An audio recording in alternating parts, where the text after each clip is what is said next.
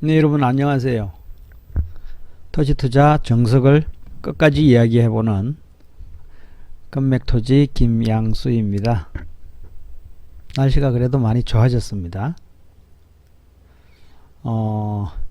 많은 분들께서요, 소액으로 투자할 수 있는 경매 쪽에 상당히 많은 관심을 가지고 계시거든요.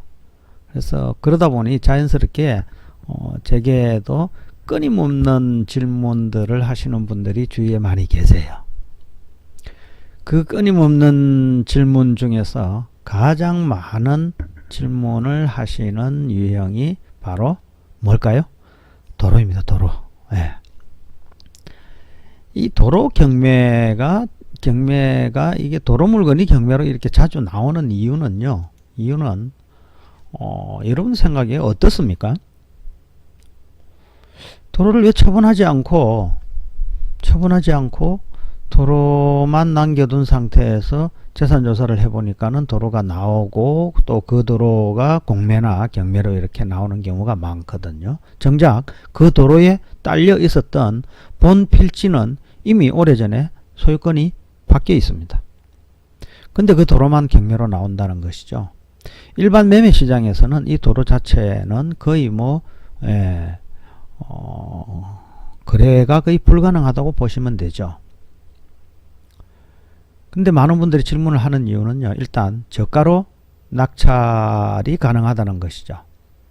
근데 그렇게 낮은 가격으로 낙찰을 받아서 해당 도로를 필요로 하는 이해관계자에게 어떤 감정가보다 낮은 가격으로 매각을 하는 전략을 생각하다 보면은 투자에 상당히 적합하지 않느냐 이렇게 생각할 수 있거든요. 맞습니다. 예, 좋은 투자 아이템이거든요. 근데 도로라고 하는 이 분야는요, 제가 사무실에서 가끔씩 강의하고 있는 중에서도 가장 많은 시간과 비중을 차지하고 있는 학습 내용이 바로 이 도로이거든요. 왜냐하면 이 도로는 모든 부동산 물건을 판단을 하는 데 있어서 가장 필수적이고 가장 기초적이고 가장 중요한 판단 사안이기 때문입니다. 그래서 도로에 관해서만 배정된 강의를 하게 되면은 배정된 강의 시간만 해도 약 한 12시간, 15시간, 심지어는 이렇게까지도 하기도 하는데요. 근데 도로만 배운다고 해가지고 도로 투자를 제대로 할 수 있는 것이 또 아닙니다. 도로 핵심 분석 내용을 기초로 해가지고 다른 분야의 부동산 투자 마인드하고 이렇게 결합이 됐을 때 비로소 제대로 된 투자를 할 수 있다는 말씀을 드리고 싶다는 거죠. 경매로 나온 물건들 중에 도로가 참 많은데요. 한번 검색을 해가지고 그 중에 하나 물건을 한번 체크를 한번 해서 여러분들하고 같이 한번 이야기를 해볼까요?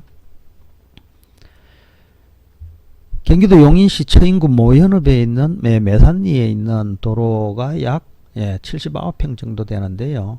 감정가액이 4,700 정도로 감정이 됐고, 이 물건은 몇 차례 유찰을 거듭한 끝에 두 명이 공동으로 낙찰을 받아갔네요. 그죠? 두 명이 공동으로 단독 입찰을 해가지고 납부까지 완료를 다 하셨습니다. 이 물건을 여러분들께서도 경매 정보 사이트에 들어가셔갖고 한번 살펴보시면은요, 이 도로를 기준으로 해가지고 인근에 소규모의 중소공장 건축물들이 들어서 있다는 것을 여러분들께서 확인을 하실 수가 있을 거예요. 근데 가장 중요한 포인트는요, 이 도로가 생기기 전에 어떤 역사를 가지고 이 도로가 만들어진 것이고 어떤 이유로 경매로 나온 게 된 것일까라는 그 부분부터 조사를 해야 된다는 것이 도로 투자의 가장 기본이라는 말씀을 드리고 싶습니다. 이 물건은 지분으로 나온 물건이지만은, 지분으로 나온 물건일 경우에는 이제 많은 분들이 이제 민법적인 마인드로 접근을 하지 않습니까? 민법적인 마인드로 접근을 하자면은 지분으로 나온 물건은 이제 저가로 낙찰받고 또 나머지 지분권자와의 어떤 협상 또는 공유물 분할 청구 소송을 통해 가지고 조정이나 또는 판결을 받기도 하는데, 조정의 경우는 그렇다 손 치더라도 조정이 만약에 이루어지지 않으면은 경매라는 방식을 통해 가지고 가액 분할을 하는 과정으로 진행이 되죠. 이 경우에 진행되는 경매를 이제 흔히들 이제 형식적 경매라고 하는데요. 이때 높은 가격으로 매각이 된다면은 배당 수익을 챙길 수 있는 것이고, 또 본인이 경매에 입찰하여 또 낙찰을 또 받을 수 있는 방법도 있겠죠. 그렇지만은 그러한 투자 방식에는 이제 본인이 입찰을 해가지고 낙찰을 직접 받으려면은 그 도로라고 하는 그 부동산 자체적인 물건의 투자 가치가 있다는 전제 하에서 그것을 낙찰을 받아야 되겠죠. 그러나 제가 생각하는 부동산 공법적인 마인드로 보는 도로의 지분 경매는 좀 다르게 보고 있습니다. 이 물건이 과연 얼마만큼의 가치를 가진 역할을 할 수 있는지 판단을 해보자는 것이죠. 이 물건도 여러분들께서 한번 사이트를 열어가지고 한번 살펴보시면은 이 도로가 이제 나온 역사를 추측을 해보면은 인근에 있는 건축물의 종류를 통해서 그리 어렵지 않게 도로가 생성된 이유를 추론해 볼 수 있습니다. 건축물이 개발되면서 도로가 각자 필지로 나누어지면서 그 필지, 개별 필지를 매수해 가는 사람들이 지분으로 도로 지분을 소유를 하면서 분양을 받은 것으로 알 수가 있게 되거든요. 조금 이따가 위성지도하고 간단하게 한번 열어보도록 하겠습니다. 최초에 나대지 상태로 있던 그 큰 필지를 인허가를 통해 가지고 개발을 했습니다. 이 땅은. 그리고 작은 면적으로 분할해 가지고 매각한 것임을 확인이 되고요. 여러분들께서 토지 등기부를 한번 열어보시면은 그 추측을 하는 것은 그리 어렵지 않습니다. 이 물건의 등기부는 공유지분권자가 한 8명 정도 되는 게 보이거든요. 그렇다면은 이 도로에 접해 있는 땅을 가진 자들은 건축허가를 받을 경우에 8명의 지분권자들에게 진입도로로 사용하기 위해서 사용승낙서를 별도로 받아야 할까요? 그리고 도로의 지분을 가지고 있는 소유자라면은 나대지의 건축허가를 받을 때 나머지 지분권자의 동의를 받지 않아도 될까요? 그리고 먼 훗날 건축물이 노후돼서 또 철거를 하게 된다고 가정을 해봅시다. 그렇게 해가지고 새로운 건축물을 만약에 짓고자 할 때 신축 허가를 받을 때면은 진입도로 지분권자들에게, 나머지 지분권자들에게 또 사용 승낙 동의를 받아야 하는 것일까? 상당히 궁금한 점들이거든요. 이런 궁금증은 누구라도 생길 수 있습니다. 제 주위에도 상당히 끊임없이 질문하시는 분들, 질문을 또 끊임없이 질문과 또 조사를 하시는 분들이 많이 계시거든요. 그 대답 간단합니다. 이런 물건의 경우에는요, 다분히 그런 질문을 하는 이유는 소유권적인 마인드로 궁금증이 생겼기 때문에 그런 질문을 할 수 있거든요.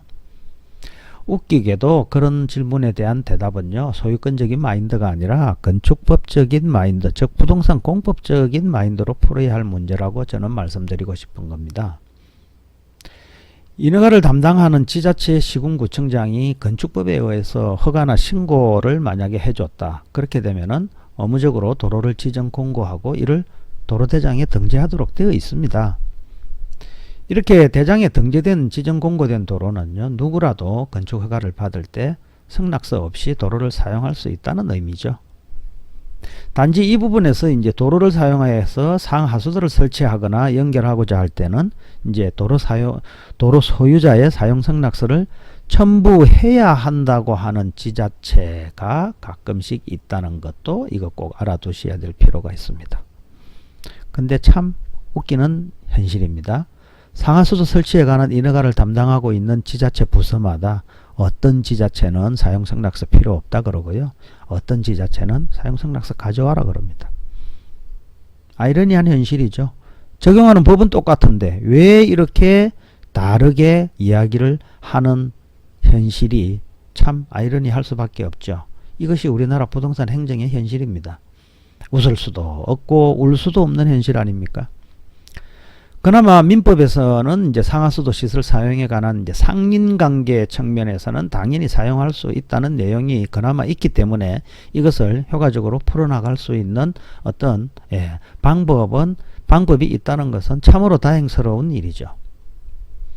더더욱 아이러니한 것은 도로의 지분을 일부라도 소유하고 있으면은요, 상하수도 시설에 관한 사용승낙서 안 가져와도 됩니다라고 이야기하는 지자체 있습니다. 경기도에도 그런 지자체 몇 군데 있어요. 정말 웃을 수도 없고 뭐 그렇다고 울 수도 없는 거죠.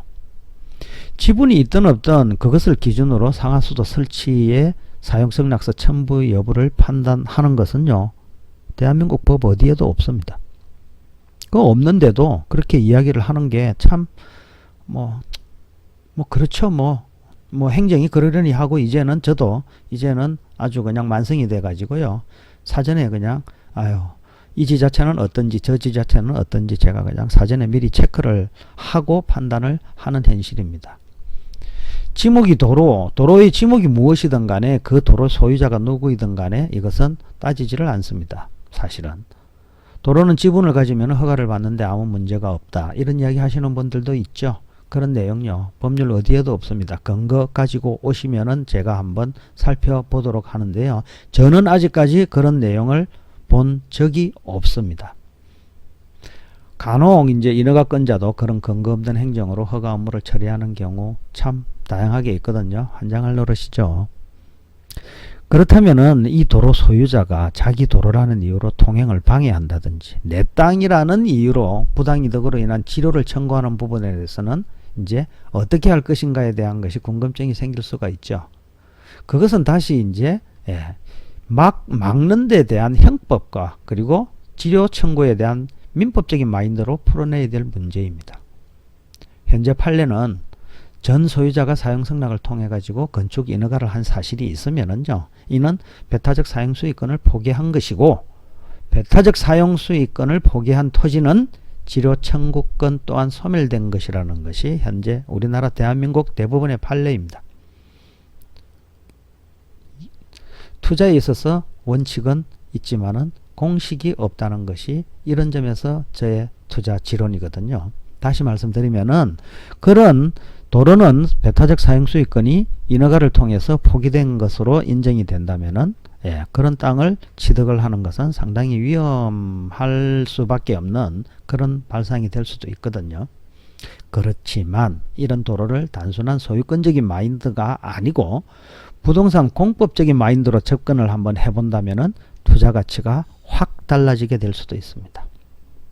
예를 들자면은 재개발이나 재건축 구역에 이런 도로 있지 않습니까? 이런 경우는 민법적인 투자 방식이라기보다도 어떤 부동산 법규적인 투자 방식이기 때문에 판례 생각과는 무관하게 새로운 투자 영역을 만들어낼 수도 있다는 것이죠. 그렇다면은 좀 디테일한 부동산 법규적인 내용을 충분히 배우게 된다면은 투자 수익을 올릴 수 있는 도로 분야는 많다라는 것을 말씀드리고 싶다는 것이죠. 또 배타적 사용 수익권이 만약에 포기된 적이 없는 도로라면은 그것 또한 새로운 투자 영역이 될 수도 있을 것이죠. 그리고 그 도로가 간절히 필요할 수밖에 없는 누군가가 확실하게 있다면은 멋진 투자 영역이 될 수 있겠습니다. 문제는 역시 꾸준한 학습과 현장 조사에 그 답이 있다는 것이죠. 민법적인 측면에서 지료라든지 그리고 내 땅을 막을 수 있는 이런 문제에 관한 것은 좀 더 상세한 내용에 대한 것은 다음 기회에 또 반드시 설명해 줄 수 있는 기회를 만들어 보기로 하고요. 그런 내용에 대한 것도 상당히 익사이팅한 분석 내용이 될 수 있거든요. 기대하셔도 좋을 것 같습니다. 자, 그렇다면은 이 물건을 한번 위치를 한번 잠깐만 한번 살펴볼까요? 이 물건을 깊이 이야기하고자 이 물건에 대해서 잘했다 잘못했다라는 이야기를 하는 것은 그렇게 여러분들께서 이 정도의 내용이면은 충분히 판단할 수 있을 거라고 저는 생각이 들고요. 자, 이 도로입니다. 네, 주위에 이 도로를 기점으로 해가지고 지분이 나왔습니다만은 이 도로를 기점으로 해가지고 이 지분을 소유한 사람들이 이 주위에 있는 사람들이 아마 도로의 지분을 소유했을 거라고 생각이 듭니다. 이 도로 지분을 소유하면서 옆에 있는 이런 개별 소규모 공장을 지을 수 있는 이런 땅을 별도로 분양을 받았겠죠. 분양을 받고 매각을 하는 사람은 세월이 오래 지나다 보니까는 도로 지분은 남겨두고 여기에 있는 본 필지만 매각하고 나간 것으로 추측하는 것은 그렇게 어려운 것이 아니거든요. 상당히 노후되어 있고 소규모 중소공장들이 이렇게 있지 않습니까? 그죠? 이런 땅들이 경매에 나왔다는 것은요. 나왔다는 것은 결국은 이 땅의 지분권자도 예전에 이런 소규모 건축물의 토지 소유자, 건축물 소유자의 것일 겁니다. 자, 그렇다면은 이런 소유자들이 이 물건을 이 땅을 매각하고 나갔을 때 이 도로는 매각하지 않고 나갔다는 것이죠.